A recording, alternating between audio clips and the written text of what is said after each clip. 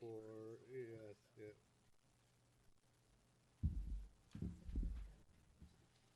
Let's let you run it, Jacob. Yeah, it's cool. Yep.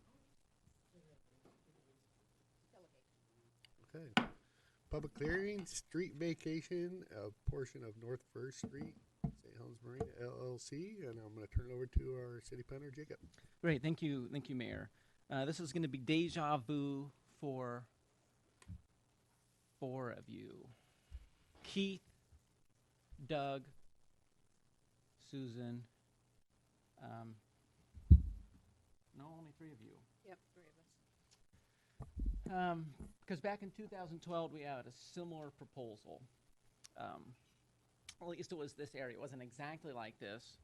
And back then, the council actually approved it for 15 feet, which is the request now, with reservations for easements. And there was some legal issues that came up, and it was basically shot down. And at the time, Randy Peterson was our interim city administrator, because we were in between administrators at the time. Hmm.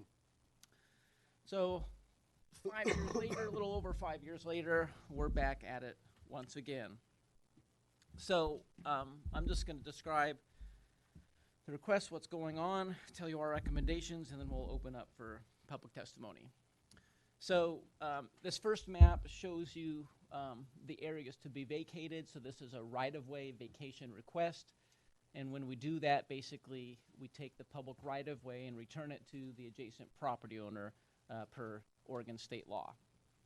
The current right-of-way width is 80 feet, which is very typical of the original St. Helens subdivision, which this is a part of.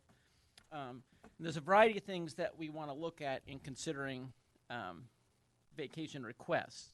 The main standard for whether you allow it or not is, will it prejudice the public interest? So it's all about public interest. So when you're weighing things in your mind, that's what you're supposed to think about. So the first basic thing we look at is, what kind of width do we require based on our code? And for a typical local classified street, which this stretch of North First Street is, the typical would be 50 feet. So just based on right-of-way standards alone, this meets that. The other thing we want to look at is right-of-way use. And we have the width, which is based on the typical street design. But the use of existing rights-of-way is another matter. And one thing that we encountered in examining this time around is, given our discussions with Public Works and Engineering, they had concerns about the potential width and grade of a future street through there. And given that concern, they believe that there should be a road easement for the portions vacated. And that's my biggest issue of approval, because having a road easement kind of defeats the purpose of vacating the right-of-way. So that's the question, is, do you need all that to make a road work, for retaining walls, grading, those kind of things? And there's other examples where we utilize the extra right-of-way. And probably we should start looking at some of our aerial photos. So if you go down one page, Kathy.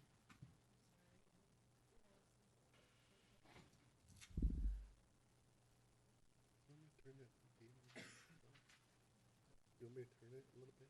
You're right. Can I ask a question, Jacob? Sure. At what point during the hearing do you ask for conflicts of interest? Yeah, this isn't a normal public hearing, but I guess we should cover that stuff. That's a good point, actually. I just want to make appreciate it. sure, after what happened last time, I was not yet on council, and I just want to make sure we're following all the rules. And No, what we're that's a doing. good point. Yeah, we should follow those rules of order. I apologize for jumping right into it. Does any member of the council want to declare a conflict of interest or bias in this matter for whatever reason? I do own property close to that, but not where this is at. Okay, you don't feel like it changes your, all right.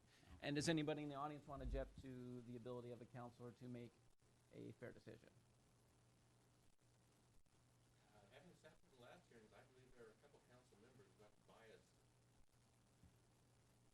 vacation because last year they were putting up causes and reasons that had literally anything to do with the law.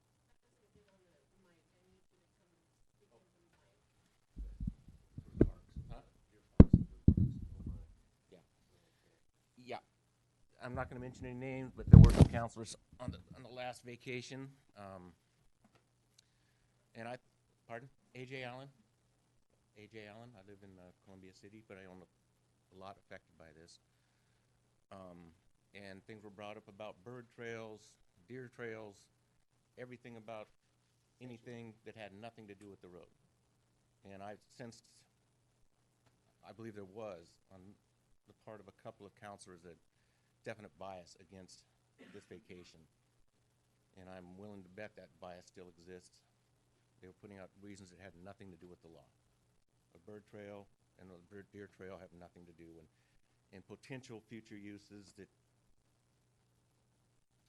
nobody knows it. Huh? Let me add one. There were, on a couple of occasions, they were mentioning that there was no public benefit.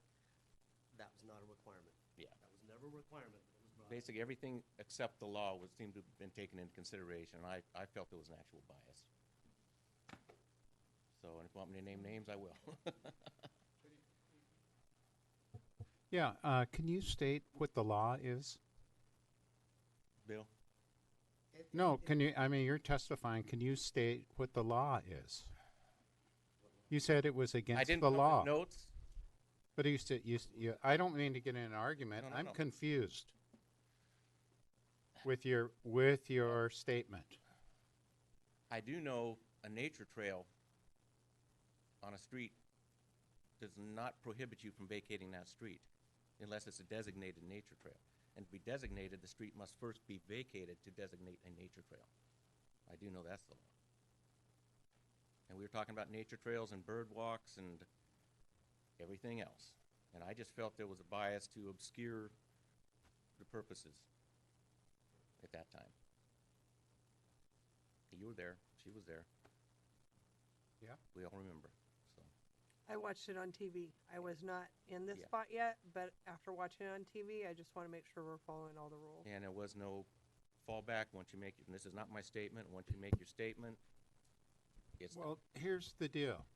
We're going to maybe render a decision on this, possibly this evening, or we might render a decision in a future council meeting. But we've got to know the law that you're talking about. We've got to know that one that you said Well, I is wish I could basically I wish I a could bias, the so law. I really need to know that. It's in the staff report. Okay. I'll read it, Perfect. once we're. And if you can find a bird trail, nature trail in there in a non-vacated street, I would be happy to apologize to you. Jacob will go over all the rules Yes. for what we need. Yeah. But as I conditions. sensed a bias last time. But law be damned, it seemed like this was not gonna happen. I just want to make sure it's fair. I want to make sure we're doing I do everything too. according to That's the all I'm rules. asking. That's all. Thank you. Okay, well, that's kind of a good introduction. So when we do vacations, there's a few things we have to look at. And this is all per ORS 271.120. What it says is the governing body, you, shall hear the petition and objections and shall determine whether the consent of the owners of the area has been obtained. So let's stop there. That first map I showed you, to get a vacation, they have to demonstrate that 100% of the people who abut the areas to be vacated have provided consent, and we have forms in the file that show that. And then 2/3 of those in the affected area, which is shown by that odd-shaped, somewhat rectangular polygon on the map, 2/3 within that affected area have provided consent. So that's step one. We wouldn't be here if we didn't have the right consent. Okay, so we have the consent. That means we can consider it. Okay, step one. Step two is our exercise here.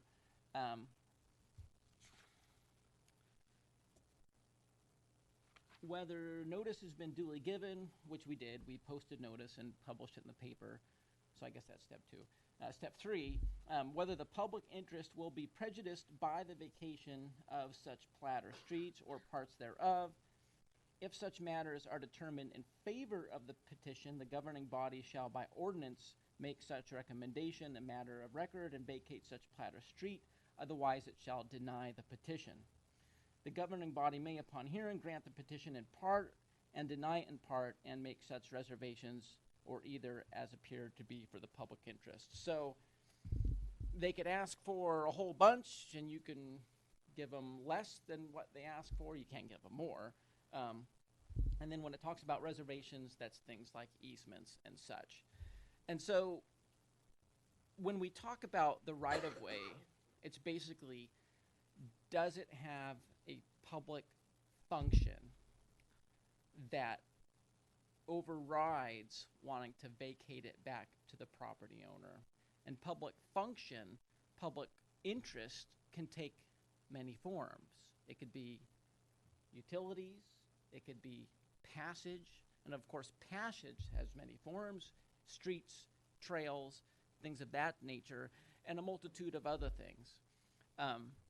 And so public prejudice it makes it easy because it's basically one standard, but it can be a very comprehensive standard.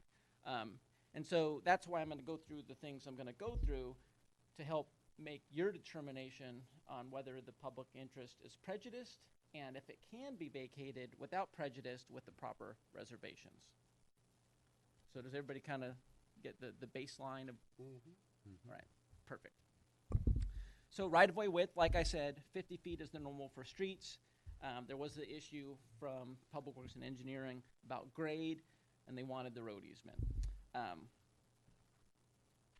Now, where I was going before, so yeah, the next slide, there are examples where we do utilize more than just the street, and a really good example, I won't talk while I'm up there. Can you pull the map out a little bit from the wall? Yeah, it swivels.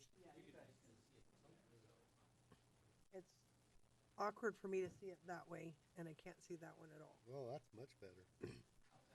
Yeah, I'm just trying to see. Good call.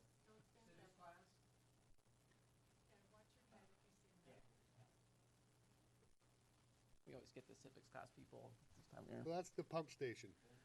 Yeah, that's the pump station. So in that case, and that's outside of the vacation area, but that's a situation where because of that above ground infrastructure, we would need more of the right of way. So an example of where we kind of utilize it. And there's cases where some of our public parks include the entire swath of right of way on paper, even though it isn't a street. And so there's a variety of uses that we use right of way, not just the typical, street sidewalk that people usually associate rights of way with.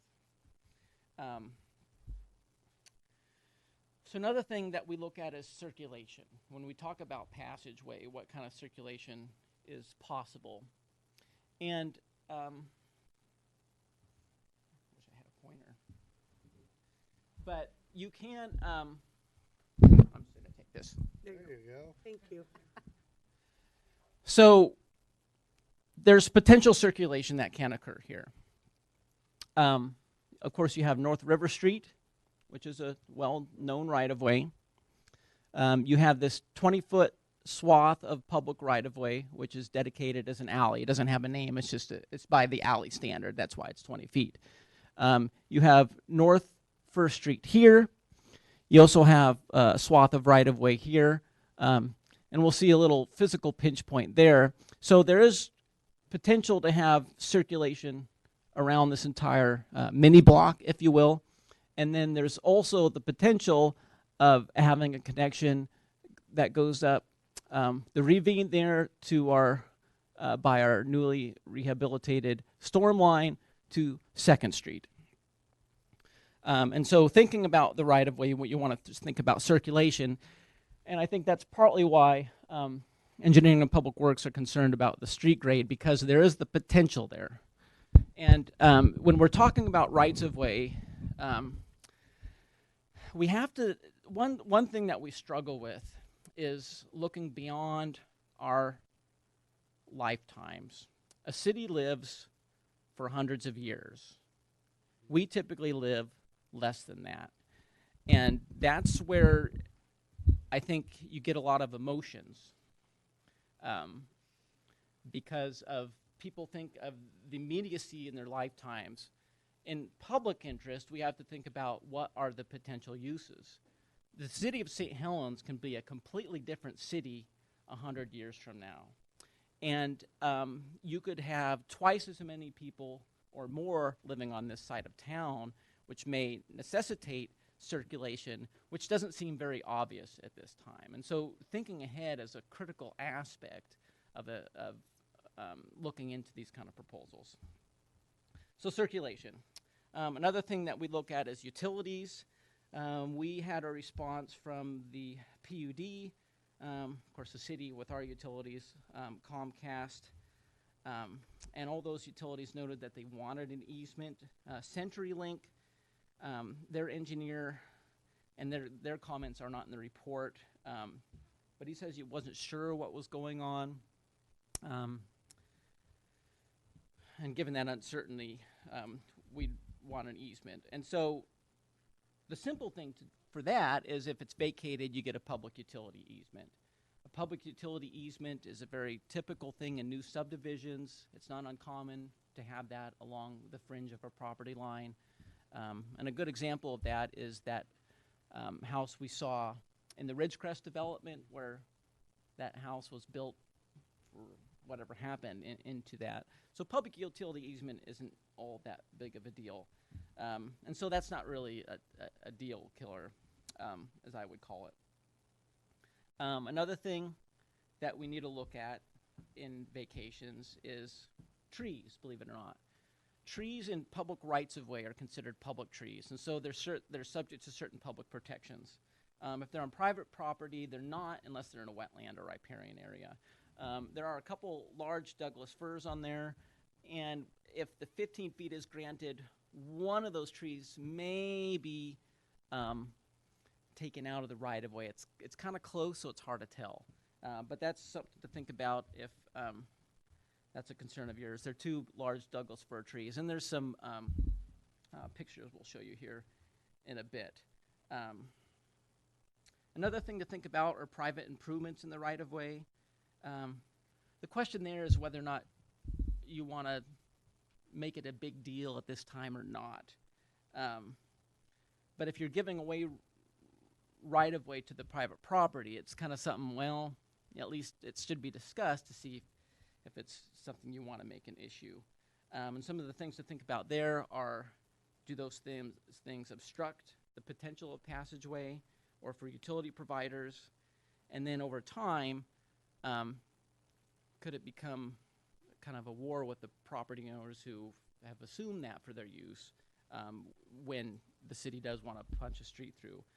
Though there are some arguments to leave it as it is from a public purpose that I always kind of try to be the devil's advocate to myself to be objective as I can in these. And so I have some ideas if you want to get into that. If it's not a big deal to you, I don't know if we need to spend much time on it. So I do have some other details, but let's just talk about the exhibits I have.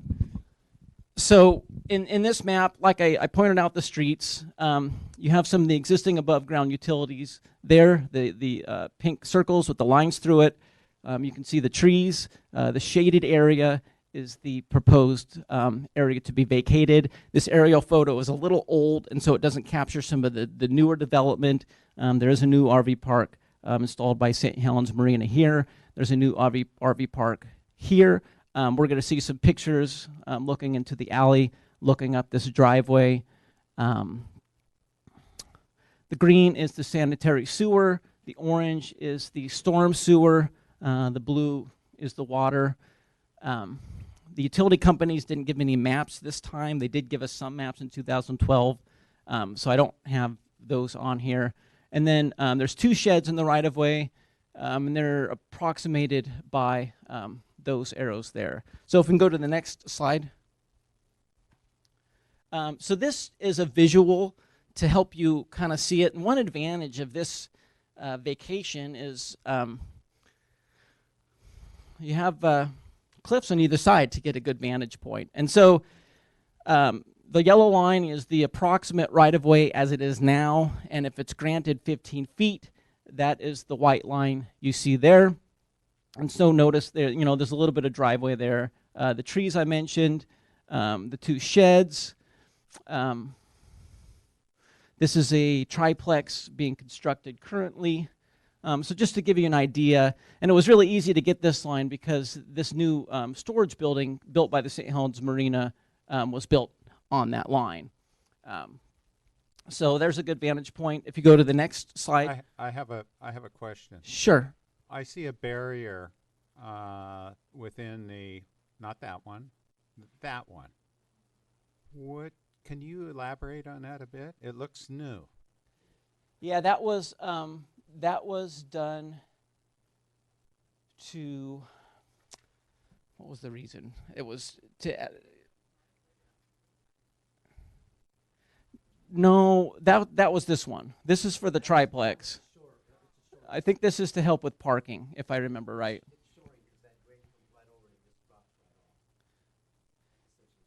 And we do have landscaping and other stuff in the right of way. That's not really that uncommon. Who put that in? That was Wayne Wygant. Was that permitted? Yes. And did that permit go through the planning commission or what? It went through the typical right of way permitting process.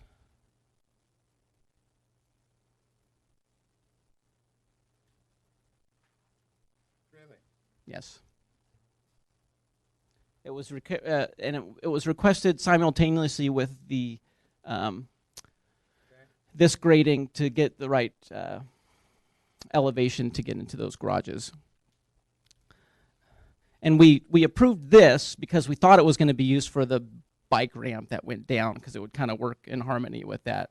Of course, that's been scrapped at this point. So anyways, that's that vantage point. Next slide. So here it is from the other side. You can see the utility pole over here.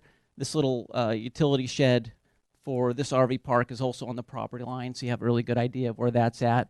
I am shooting from the hip a little bit more over here. It's a little hard to know exactly where things are at with the survey, so that's kind of eyeballed. But your trees, your sheds, all those things, and the variety of houses there.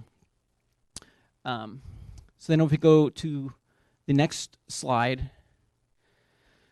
So this picture on the upper left-hand side, that is the entrance. This is standing on River Street. That's the alley that I mentioned in the plans.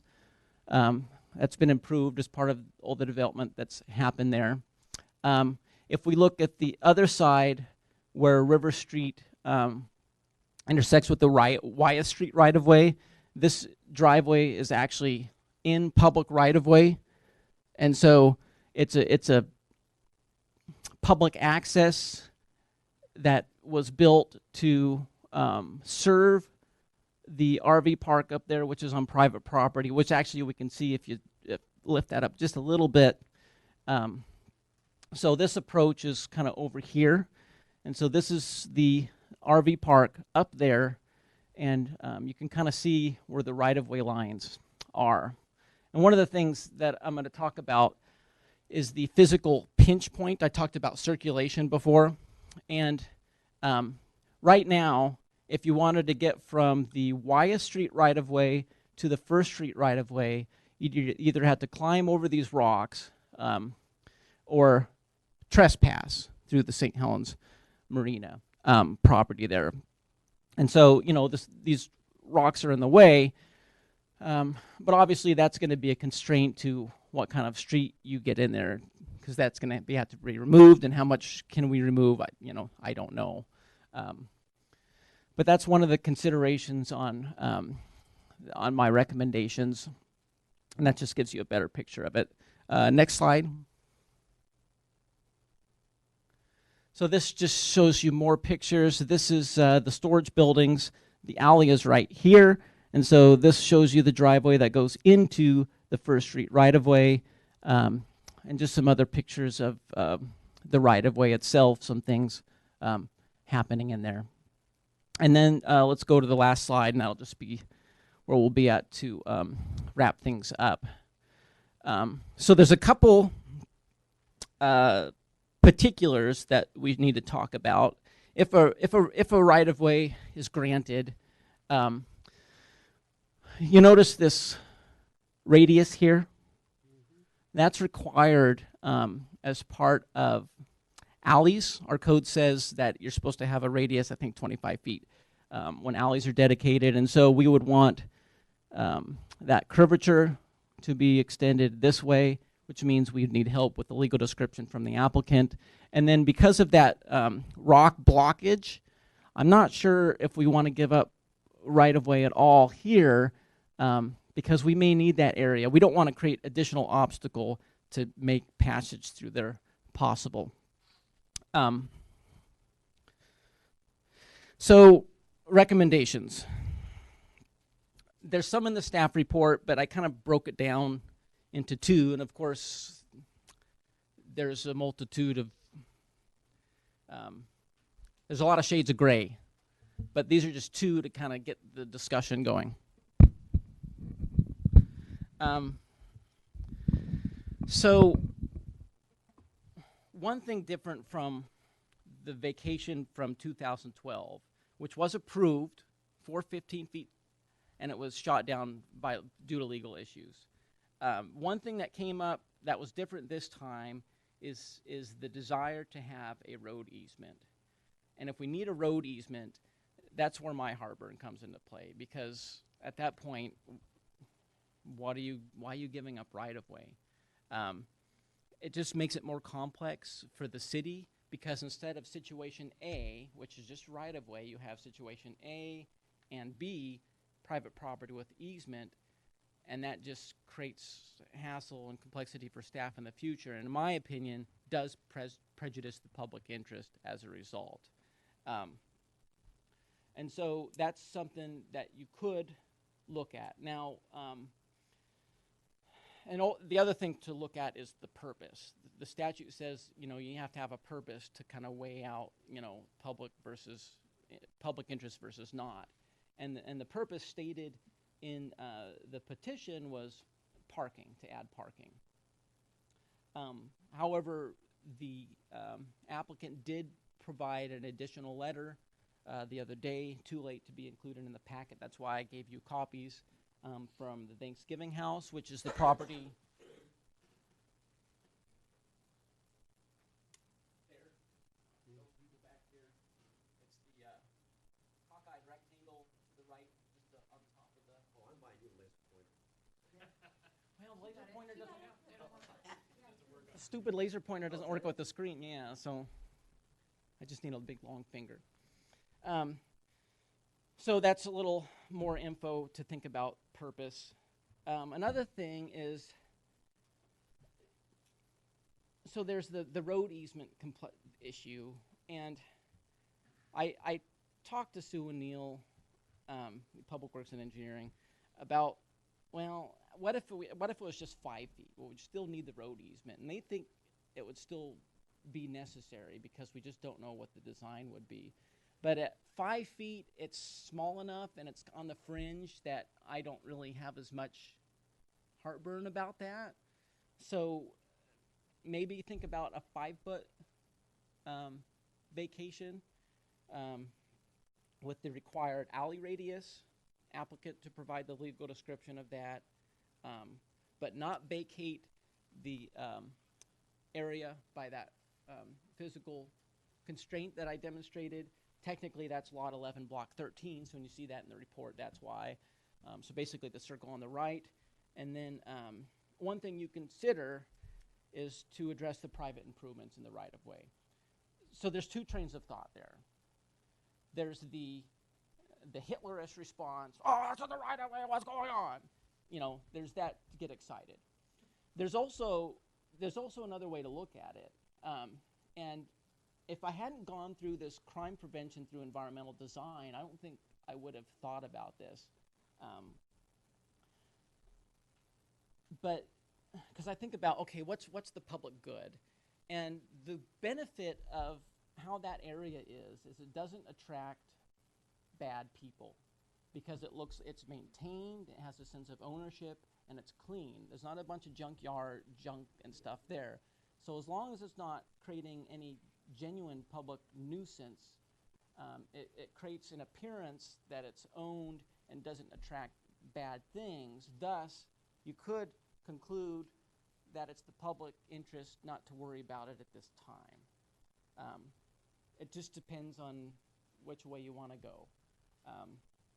Or, not even making an issue a part of the vacation. But trying to be objective, seeing it, it's just something at least I have to bring up because it's there. So that's kind of my presentation. Any questions for me before we open it up for public comment? Can we talk about the right-of-way? What is that right-of-way for? The street? There's potential street, yeah, And where would that street go? somewhere within the right-of-way. No, I I mean, think- where would it go? Okay. Heading south, where would it go? Let's talk about it. So, you do have a connection to River Street here, That's an alley. physically and legally there. You have it here, it's legally there, it's not quite physically there yet. You also have a connection up to Second Street, which is legally there, not quite physically there. It takes some fill to have a street there. When we look into the future, this is a high-density zone. And so 100 years from now, you could have a lot more people here, and thus you need more circulation. And I think that's the idea, is people are generally drawn to live by water features. If you look at the global population, the majority of people live by water. We're composed of, 80% water, and so there's this attraction to live by water. Given the high density development and the potential of having greater density there, that's why one could argue, I'm sorry, Kathy. One could argue, and I'm a bad person for not talking to the mic, that you want to be careful about potentially shooting yourself in the foot. And the way I thought about it, But haven't we already done that with that alley? The alley can only handle so much traffic, correct? by itself, it's limiting, yes. But with the alley, with Wyeth and Second as other potentials, then you could have Why, I that. understand Wyeth Street, that's fine, Wyeth Street, but if you're heading south, you're gonna have to go out the alley, right? Or Wyeth Street, if that was developed properly. Wyeth's there legally. It's just the physical issue of removing that rock. If you go back to, So where's that traffic coming from, is what I'm asking. You've got a limited number of houses up there, right? He's talking about it becoming a Go higher back. density area. no, the other way, I'm sorry. So, if you had more dwelling units here, they would need improved egress and egress, which could be via the alley and or here and or this way. If we look at the town more broadly, we do have a public park along River Street. And let's say this side of town is twice as more populous in 100 years from now than it is today. And you want people to have more direct access to its public spaces.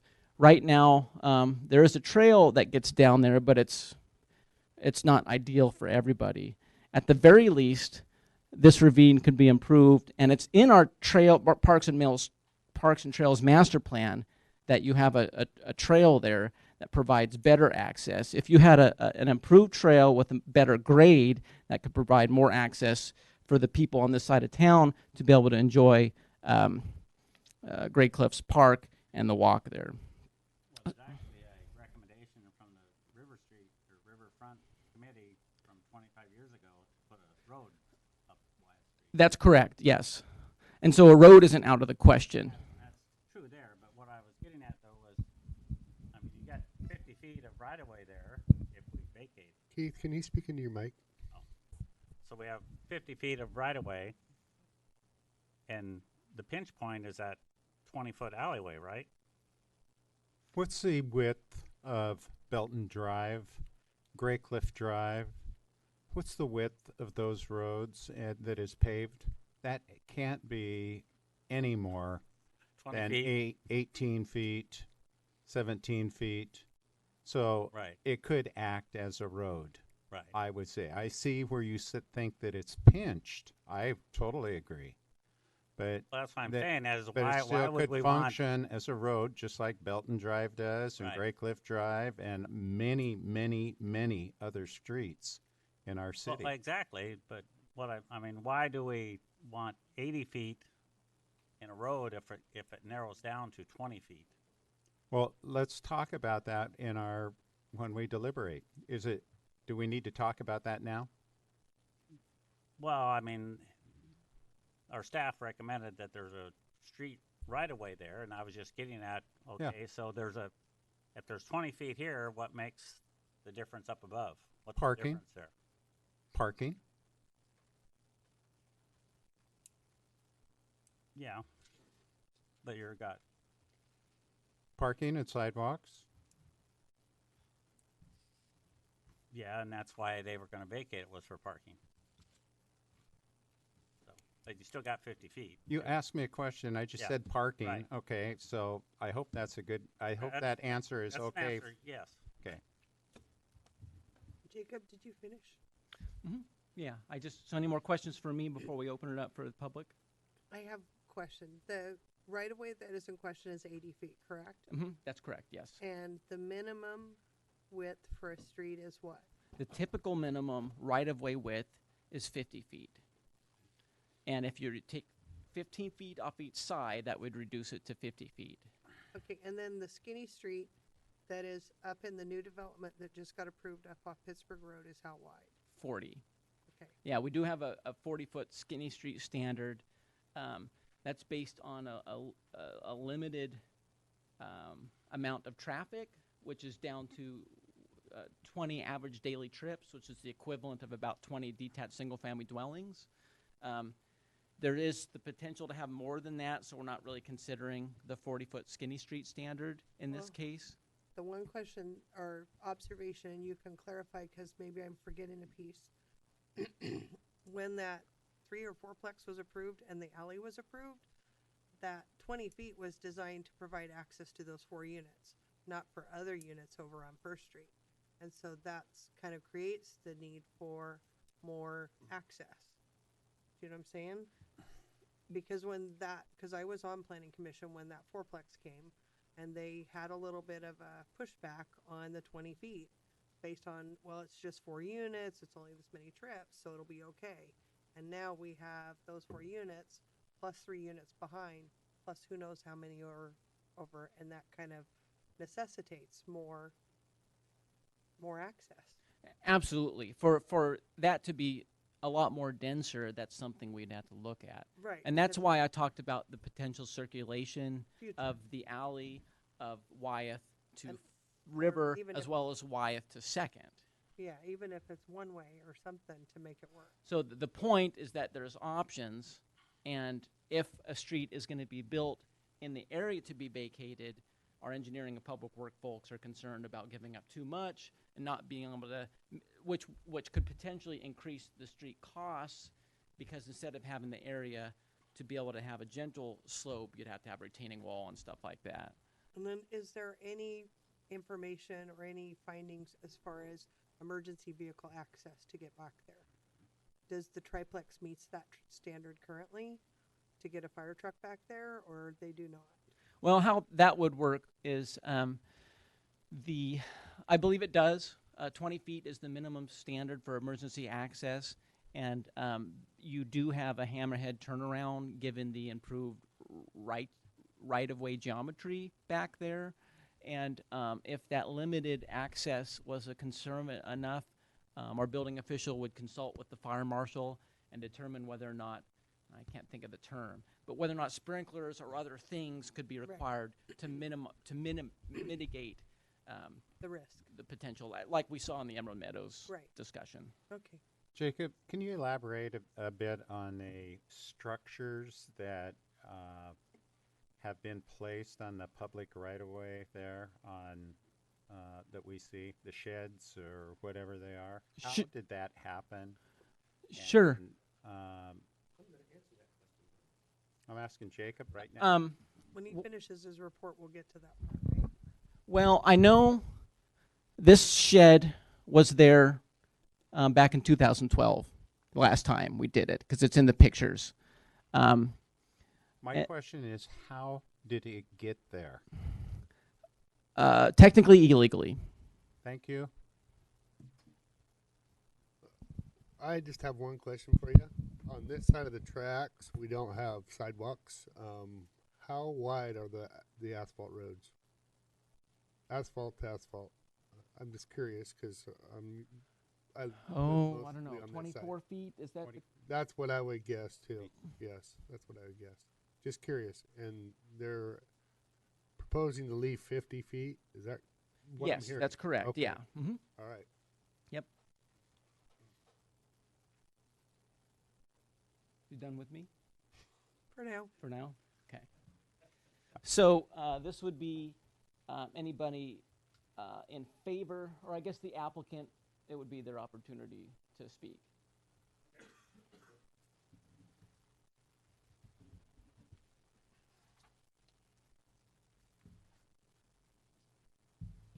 Good evening, folks. I'm Andrew Nemi with Lower Columbia Engineering and representing the applicant for this vacation proposal.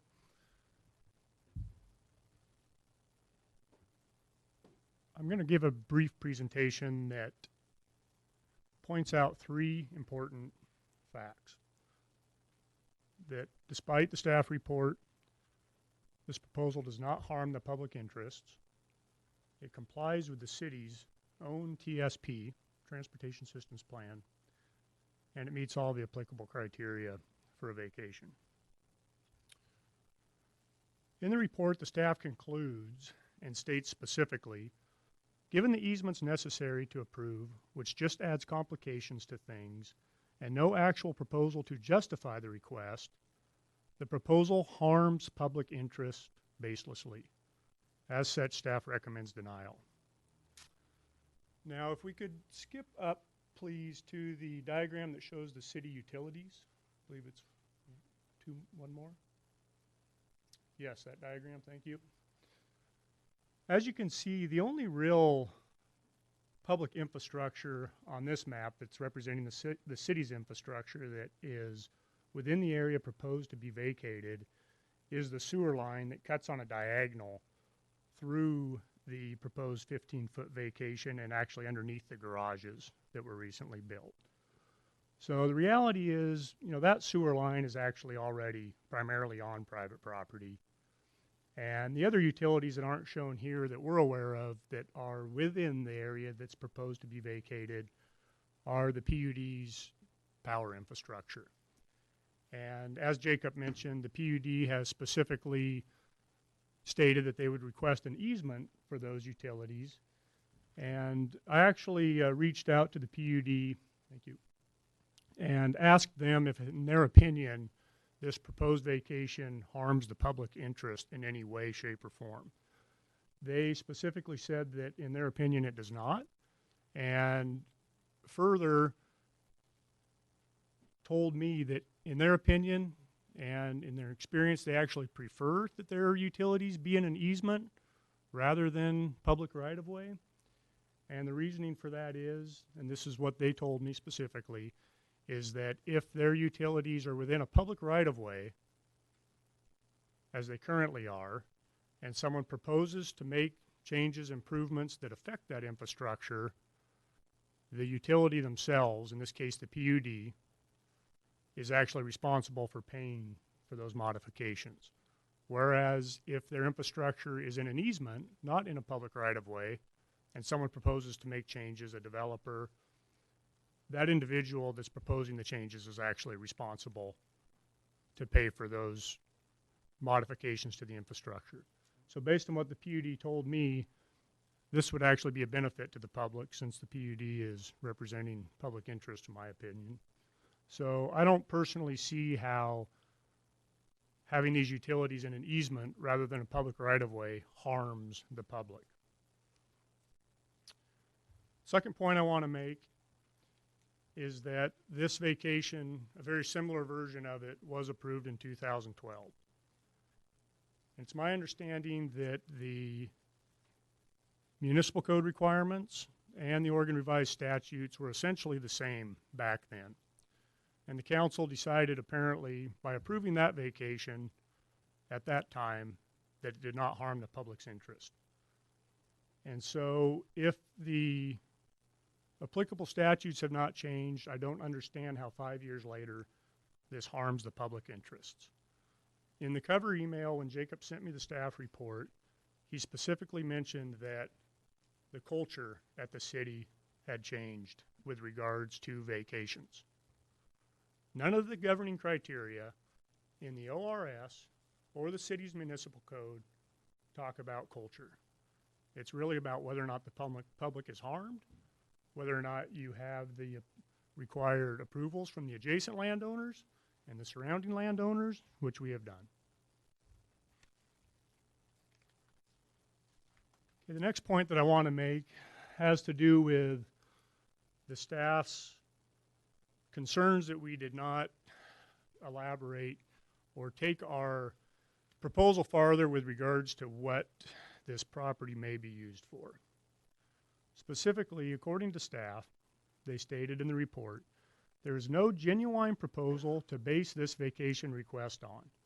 The applicant notes additional parking as the basis for the request, but provides no indication how this will be achieved, especially given the topographical circumstances. So the criteria for a vacation does not require that plans be submitted in order to justify what may or may not be done with the property. And I want to point out that throughout this process, as you can imagine, gathering all these signatures and approvals from the property owners, you know, this has been quite an effort on our part, on behalf of our client. And never once were any concerns voiced by the city with regards to this vacation. And not once, even though we mentioned parking as a desired use, did they specifically say, you're going to need to show us how parking could actually be utilized within that 15 feet. Had they asked us to do that, we most certainly would have. And of course, once I got the staff report, we haven't had any plans or time to put plans together, but if you scroll down a couple of pictures, yes, that one there's a good one. You can see the end of the retaining wall that's been approved or installed to accommodate these newest RV spaces that the applicant installed. One concept to accommodate this parking would be to wrap that retaining wall around to where it basically paralleled the new garages that you see up on the upper part of the yellow line there. And with a retaining wall, which would basically be an extension of what was built to accommodate these RV spaces, you could maintain the walkway behind the garages and around those existing RV spaces down below, fill that area behind the retaining wall, and I approximate that you could get up to 15 parking spaces parallel there on the private property, the new private property adjacent to the 50-foot right-of-way. And contrary to the claims that this harms the public interests, and them bringing up the point that additional easements for the road, future road would be required in order to accommodate that slope. If that parking was installed and the city decided to improve the 50-foot of right-of-way that's left, they would actually be further along in the process. It would save the city money because a lot of that fill would have already been put in a retaining structure. And this is all, you know, speculation of one potential improvement. But there are several scenarios where it would actually be in the public interest, in my opinion, to see those improvements continued. And I think it's worth scrolling, is it down another picture that shows the driveway coming up the Wyeth Street? Yes, that one there. In my opinion, that upper picture on the right is a good example of what this applicant has done to improve this area. We don't have a before photo of that area, but you know, that was a driveway that was within the right of way that wasn't anything anyone would really be comfortable going up or down, but in my opinion, aesthetically, it's of value to that area. It's an improvement that benefits the public, and that is another example of, you know, if these improvements are allowed to be made, I think it stands to actually benefit the public, not harm the public. And I really want to emphasize the fact that the city's own transportation systems plan mentions that the right-of-way width for a local street is to be 50 feet. There was previously discussion that it's a minimum of 50 feet. And so I actually pulled up the city's diagram for a local street. It doesn't say minimum. It says right-of-way 50 feet. And that's what we would have with this vacation. It would actually be bringing this into compliance with the TSP based on my understanding. The last point I want to make is that we listed parking as a potential use. I've talked a little bit about how that could look. But there are other reasons that this application was important to my client. And a lot of it has to do with discussions he had with other property owners down there. And one of them in particular is the gentleman that owns the property that the Thanksgiving house is on. He has submitted a letter, and I want to touch on that because I honestly believe that that is a major reason for this application, is to give them potentially more room to expand that facility. It's an adult foster care facility that is something that's really needed in this community. And of course, the original application back in 2012 was for a complete vacation of First Street. And so it would have even afforded more property to those adjacent landowners and would have really given them much more room for potential future expansion of that adult foster care facility. But even the 15 feet helps. The reason it's been reduced to the 15 feet was because of legitimate concerns that were brought up with regards to keeping that proper right-of-way width for a local street, which we have done with this application. Final point I'll make is that I don't want to, you know, belabor the point of that bottleneck that we see in the upper left photo there, but Jacob specifically talked about how that North First Street right-of-way is important for circulation around this mini block, as he called it. That's why that 20-foot alleyway width is important in this discussion, because if you're going to have circulation around this mini block, that comes into play. Okay, that's all I have, and I thank you for your time. Okay, anybody else in favor of the application? Hi, my name's William Allen, and because it is germane, I live at 175 North First Street. I'm here with my brother who has property at 165 North First Street. My sister Nancy owns a property at 155 North First Street. I said it at the last meeting, and the last go around. I'll say it this time. This is not to my benefit. I get more taxable property that I'm currently using for free and have been using since the 40s. And there was no forbearance. Nobody seemed to care back when my grandfather purchased all that property and used what he could out in front for parking lot and gardening or whatever.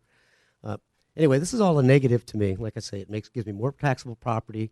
The building next door to me, Thanksgiving House, wants to kick out 20 foot of building. Yeah, this is going to do a lot for my property values, having 20 more foot of building directly beside me. So this is a lose-lose for me. But you know what? Silly me. I want to see my neighbors succeed. I want to see Thanksgiving House succeed. I want to see Brad be all that he can be down there at the St. Helens Marina. That's where my head's coming from. So I'm sitting here willing to throw myself on the sword because I want to see good things happen for St. Helens. And I've seen the failure of the last vacation, as far as I can tell, was all negative. It caused Brad had to go to some extraordinary measures to build townhomes. It would have been easier to build had he gotten the vacation. More property taxes could have been realized, but they were lost to some spacious future use, which will basically go on forever if that's going to be the justification. So I just want to get 2 more points. So I do support it, and I did support it last time around. Just 2 more points. Doug and Susan, I believe what my brother was referring to was, and I did purchase all the video recordings and everything the last time around. Susan, you and both of you at least once, and Susan, you I believe twice, it's been 5 years, you did make the comment in the public hearing that the public was not benefited, and I think his point was that's not a requirement of the ORS. So that to me did prejudice the proceedings last time. I really think it did.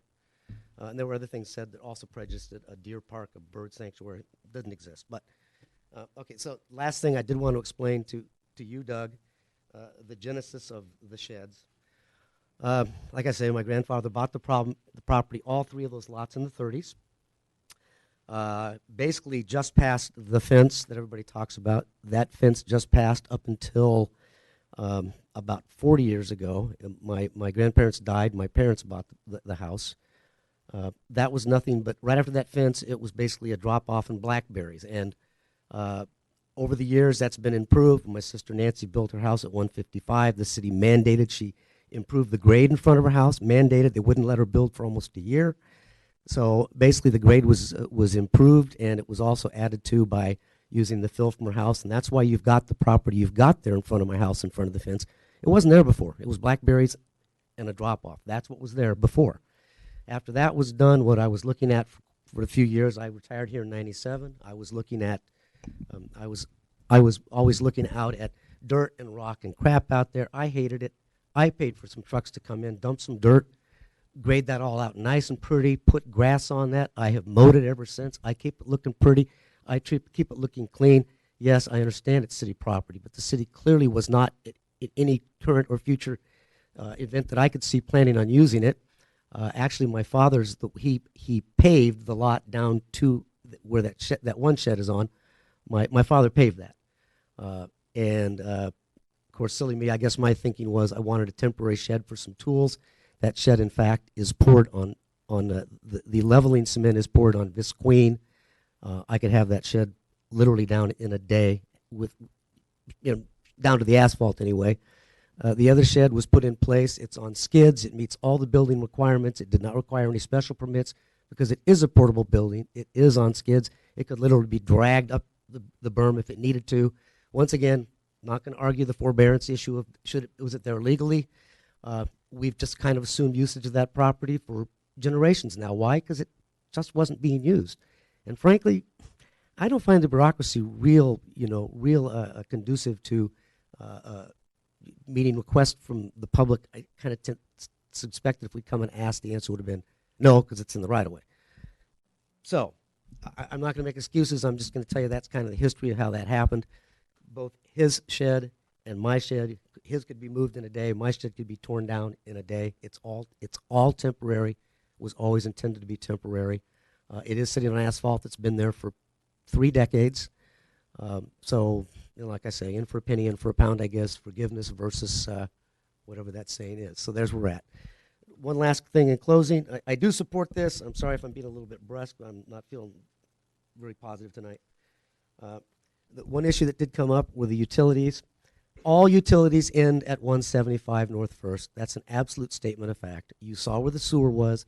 You saw where the water was. So we know where those are clearly. Now, I paid. I got the permits, the easement permits and the whole 9 yards, and I paid, and I acted as a self-contractor working with PUD and Comcast and Quest. And in 2004, I put all utilities underground. Why? Because I hated looking at those god-awful telephone poles in front of our house. So I had all utilities put underground to create a beautiful view, which I hope isn't filled with cars parking diagonally. So I know literally to the foot where every utility is. We know where all utilities are. I really wish that, maybe I should have come down and talked to Jacob. That's my bad. But all the questions as far as utilities and all that, we know where they are. And like I say, because everything dead ends at my lot, crossing my brother's lot, I don't know what the legality is, but I'm assuming there's a provision where we could go to the utilities and say, maybe not the water, maybe not the sewer, But the utilities in the easement, we could go to the utilities and say, we want to take responsibility, we want private ownership of it. That takes care of all easements except for the water and the sewer. Don't know if that's doable, but I'm looking for solutions here, ladies and gentlemen. I'm not looking to cause issues, okay? But I hope we don't have to do this again in 5 years. Thank you. Any questions? I'm sorry.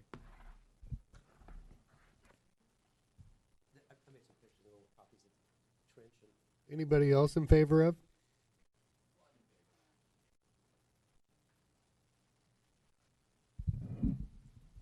I'm in favor of, and I can't really say much more than my brother did about it, but I did want to address the illegal shed.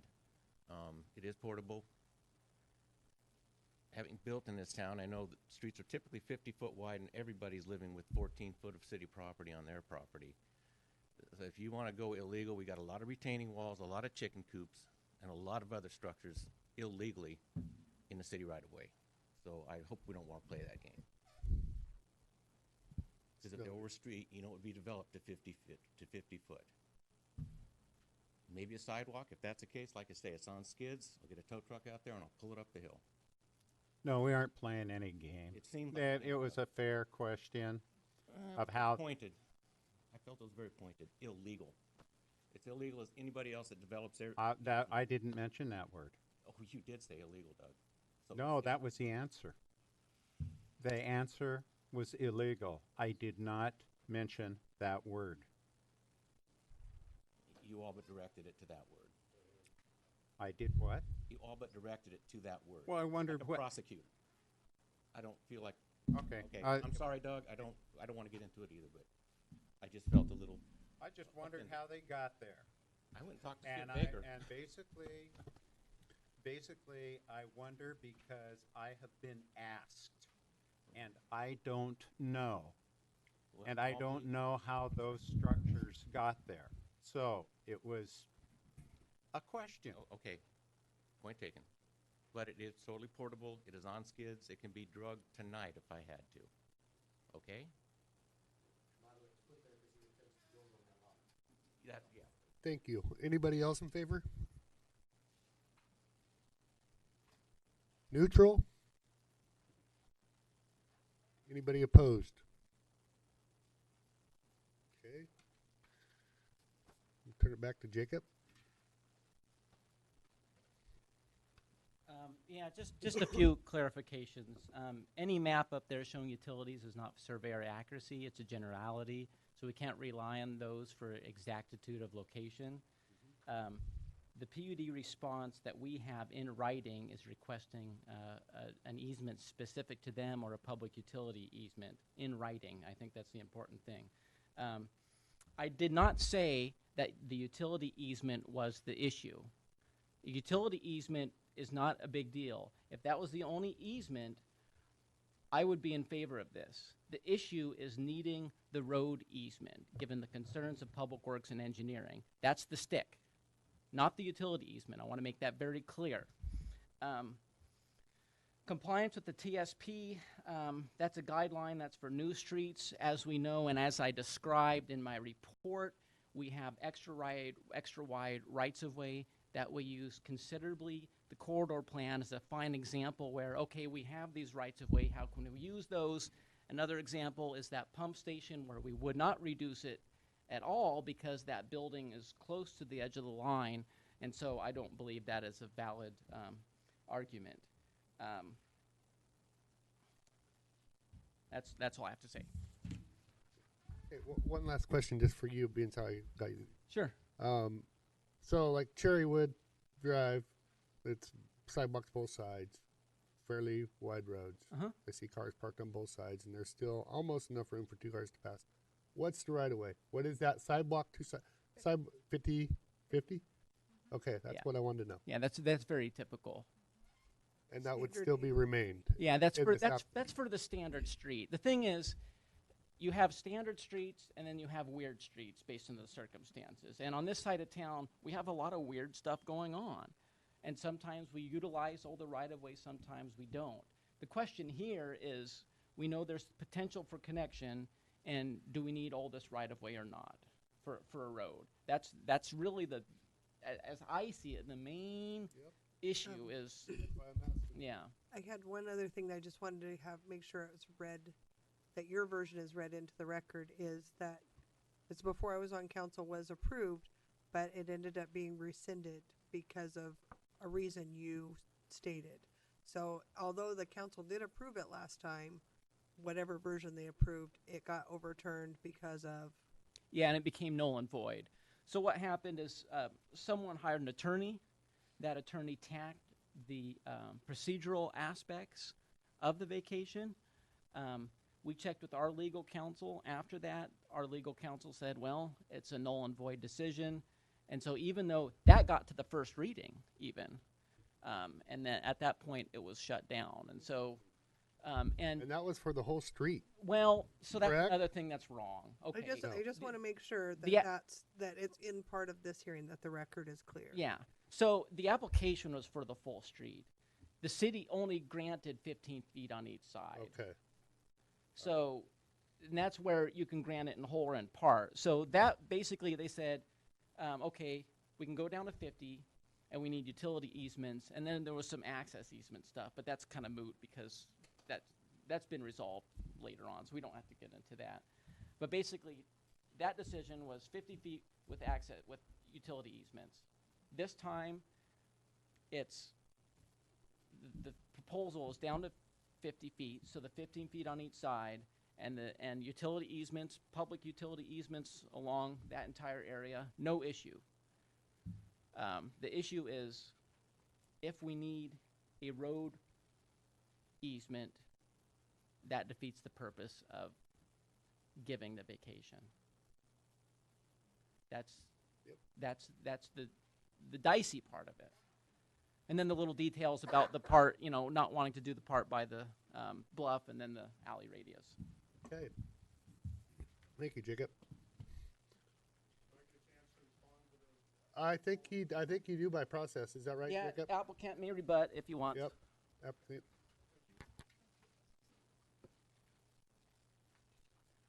The reason I would like to respond to that is because Jacob called into question my comments and my specific focus on the actual utility easement. And the reason I focused on that is in the section where Jacob recommends denial, he specifically says, given the easements necessary to approve. So in my opinion, that's highly debatable whether or not that roadway easement is really necessary to approve. I would not argue that the utility easements are necessary to approve. There's no doubt about that. Those are public utilities that are in the vacated area. It's a no-brainer that you need utility easements in order to approve our application. Whether or not the roadway construction easements outside of what would be a 50-foot right-of-way would be required is debatable. And in fact, the city engineer's comments don't say outright that they're required. They specifically say, therefore, if the right-of-way vacation were to be granted, an easement over the full width of the vacated section would be highly desirable. Well, sure, it would be highly desirable. If you're building a roadway, you'd like to have as much room as you could to grade the shoulders, play around with it. The reality is the TSP calls for a 50-foot right-of-way for a local street. There are local streets all over this town and every other that have steep slopes, design challenges outside of that right-of-way, and it doesn't enter into the TSP that you should have expanded right-of-way easements beyond that right-of-way width. Thank you. Mr. Nemi, could I ask you a question while you're there? Sure. I'm a little confused about your statement about the PUD. If I got that right, you said the PUD is in the best interest of the public, but you said if the power lines are in the easement and they have to be moved, then they wouldn't have to pay for them. Is that correct? But if they're in the street right-of-way, then they would have to pay for them. So if they're in the street right-of-way, the public would have to pay for them to be moved. So I'm confused about that. So what the PUD told me was that if their utilities are within a public right-of-way, which they currently are, and a proposal, any random proposal required modifications to those, the PUD themselves would be required to pay for those modifications. And I personally consider the PUD paying for them, the public paying for them. Whereas if they were in an easement on private property, basically the applicant, whoever was proposing improvements, would be responsible for paying for those. So that could, you're right, that could be a public entity, but it could also be a private developer, and oftentimes it would be. It could be Brad proposing some other improvements that affected those utilities, as he has done down there on several of his properties. And so if those, what the PUD was getting at, I believe, I don't want to speak for them, but was that if modifications were proposed for those power lines in the future, given the fact that they are really on private property, the developer, if it was a developer proposing changes that required improvements or modifications, then that developer would be on the hook. So that would not be the public's nickel. Okay? Thank you. Okay, thank you. Okay, I do believe we can close this hearing. Hearing closed. I'll give it just a second, and we'll go right into regular session here in just a minute.